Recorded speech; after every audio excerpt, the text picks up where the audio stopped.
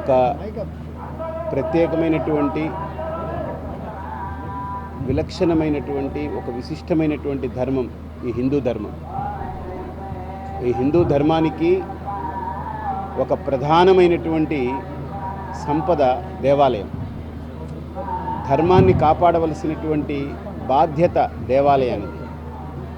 ధర్మాన్ని కాపాడవలసినటువంటి బాధ్యత దేవాలయంలో ఉండేటువంటి అర్చకుడి దగ్గర నుంచి ఇప్పుడు ప్రభుత్వము ఏదైతే తమ కబంధ హస్తాల్లో ఉంచుకున్నటువంటి ఎండోమెంట్ శాఖ ఉందో ఆ శాఖలో పనిచేసే స్వీపర్ దగ్గర నుండి పై అధికారి వరకు ప్రతి ఒక్కరిది బాధ్యత, ధర్మాన్ని కాపాడవలసిన బాధ్యత అందులో ఉంది. ఎందుకనంటే ఈ దేవాలయము ఒక ధర్మక్షేత్రంగా సమాజం మొత్తానికి దిశానిర్దేశం చేసింది. ఇది ఆధ్యాత్మిక కేంద్రంగా ఉండేటువంటి ఈ దేవాలయాన్ని ఆధ్యాత్మికత అనేది పక్కకు పూర్తిగా నిర్మూలన చేసి కేవలం పూజ, అక్కడ గంట వాయించడము, లేదా హారతి ఇవ్వడము, లేదా వచ్చినటువంటి వాళ్ళందరినీ నడు అని చెప్పేసి తరిమేయడము, ఏదో కొంత అక్కడ కార్యక్రమాలు నిర్వహించడం, ఊరికినే కంటి తుడుపు చర్యలాగా, అలాగే ప్రసాదాలు అమ్మడం, తీర్థాలు అమ్మడం, టికెట్లు అమ్మడం, ఇవంతా కూడా అమ్మకాలు ముదిరిపోయి దేవాలయ వ్యవస్థలో ఆదాయ కేంద్రంగా మారిపోయింది.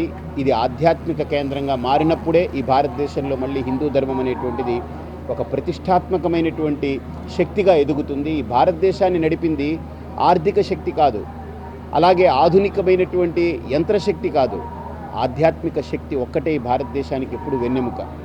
ఆ వెన్నెముకను విరిచే ప్రయత్నం దయచేసి ప్రభుత్వాలు కానీ, లేదా ప్రభుత్వ సంబంధితమైనటువంటి ఎండోమెంట్ శాఖల లాంటి చట్టాలు కానీ ఏవి చేయకుండా ఒక ఆధ్యాత్మిక బలాన్ని, ఈ భారతీయ సంస్కృతికి ఉన్నటువంటి ఆధ్యాత్మిక బలాన్ని మళ్ళీ దేవాలయాల ద్వారా నిలుపుకునేటువంటి ప్రయత్నం చేసే దిశగా చేయాలి. ఎందుకంటే కోట్లాది హిందువులు ఎదురు చూస్తున్నారు.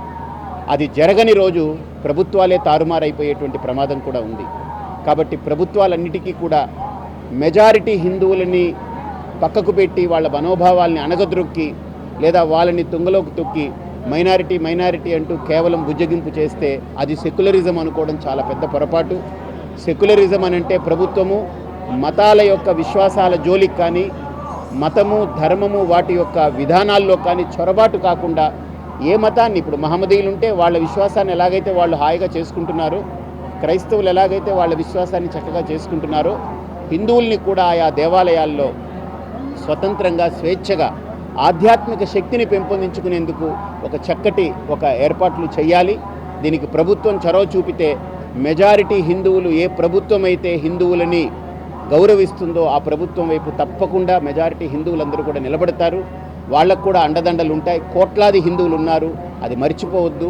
కాబట్టి కేవలం మైనారిటీలను బుజ్జగించడం, మెజారిటీ హిందువుల్ని తుంగలో తొక్కడం అనేటువంటిది సెక్యులర్ విధానం అనేటువంటి విధానాన్ని మానుకోవాలి.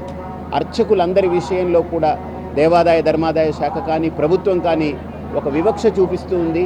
దేవాలయాల్లో ఉండేటువంటి సిబ్బందికి 30,000 రూపాయలు, 40,000 రూపాయలు స్కేల్ ఇస్తారు. అర్చకుడికి మాత్రం నెలసరి జీతం ఇవ్వడానికి చాలా ఆలోచనలు ఆలోచిస్తూ ఉంటారు. ఇది కాదు. అర్చకుడు అనేటువంటి వాడు దేవాలయానికి ఒక ప్రాణపట్టు అతను. కాబట్టి అటువంటి వ్యవస్థని కాపాడుకోవాలి.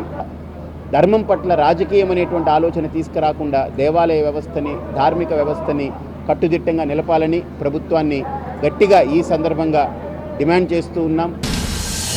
భారత్ టుడే, భారతీయుల హృదయ స్పందన.